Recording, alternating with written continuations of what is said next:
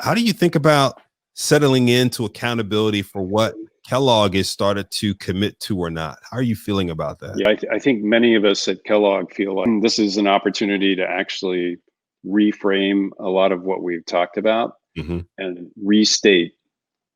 And lastly, refind our purpose. So every school has its own unique personality, I think, and Kellogg has had this personality for years of being collaborative, of being innovative and creative. I will use the word empathy. We're talking a lot about that right now and how to create extraordinary empathetic leaders. But the part that I really like is the focus on trust and transparency. So there was a professor who was a mentor of mine. Unfortunately, he passed away a few years ago, Keith Mernigan.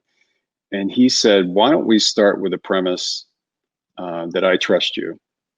Instead of the old phrase, you have to earn my trust, walk in the door and I trust you. And look, it's amazing how things change when you have that attitude. And this is something that we'll talk to our students about all the time. Right. Now, trust also means your intentions are positive.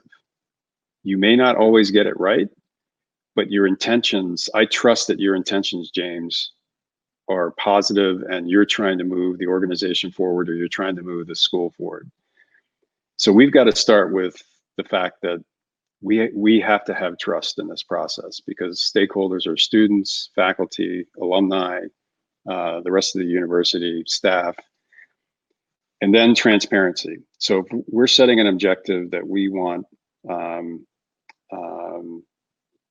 X% of our students to be Black or African American by Y year, we got to measure it and we have to report on it.